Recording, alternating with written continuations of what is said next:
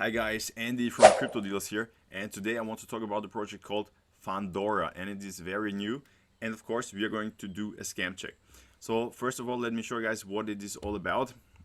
You can stake your BUSD here, and you know, I've been in this game for a longer time, and I can tell you, I already checked the site. There has been projects, or let's say there were projects because they're already gone, that looked exactly the same way, just different colors. Okay, you could stake, and all of this is exactly the same. So let me show you guys.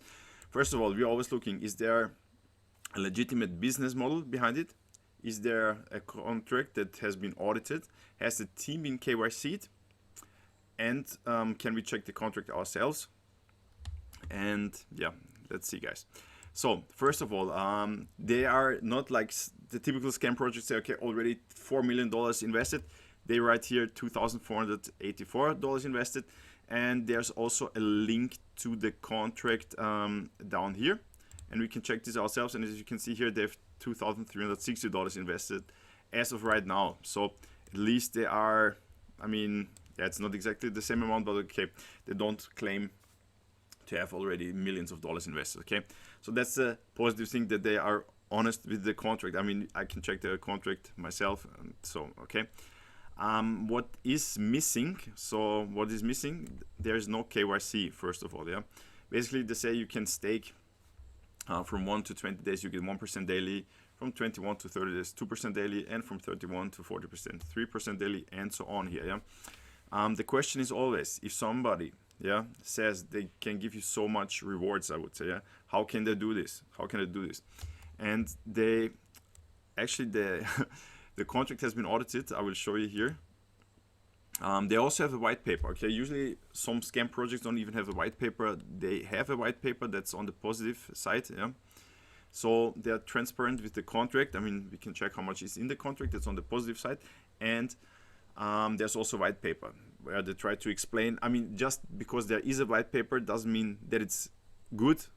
I mean, a good white paper, but at least they made some effort to make a white paper. But the problem, now we come to the problems. First of all, there's no KYC. KYC means we have no idea who is behind this project. Yeah, who are the people behind the project? Can they just rug pull and you have no idea who they are?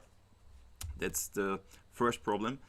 The second problem, yeah, basically they say they trade or so, yeah, and they have this audit here, yeah. And the first problem with this audit is the company, yeah, it's called SecureB, never heard of it. They are so new. I mean, they don't even have, they don't even show their team. I mean, they made some pictures like this here. They don't even have an email address on their homepage. And as you can see here, they, the first audit they made is 3 weeks ago, and a legitimate auditing company, for example, let me show you here. They show who they are. You can see here the entire team, yeah. You can see here the entire team of Certic. All the people here show their faces and all of this. And basically, to make a site like this, yeah, I can make a WordPress site like this. It will take me maybe, let's say, in 2 hours. It's done, and then I can write some PDF documents and say I audited a contract. Yeah, so it's very easy to make something up like this, because even the auditing company doesn't even have an email address. They don't show their faces, nothing. Okay, so that's somehow a bit suspicious, very suspicious, to be honest, guys. So, and the audit basically says, let me go here to the conclusion, owner can't limit transactions, all of this stuff here, yeah. But the most important thing that we are looking for in an audit is that the owner cannot access the funds, yeah, because all of this here doesn't say anything about that they can't access the funds.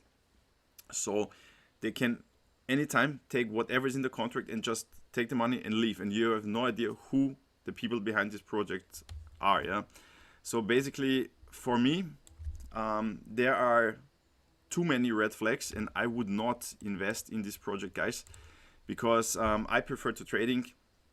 I prefer to stick to trading. I make my decisions based on technical analysis, and yeah, you know what you're doing then. So guys, I'm not a financial advisor. Always do your own research before you invest your own money. But yeah, that's my opinion, guys. So if you like this video, guys, please give it a thumbs up, subscribe to the channel. If you have any questions, put them down in the comments, and see you.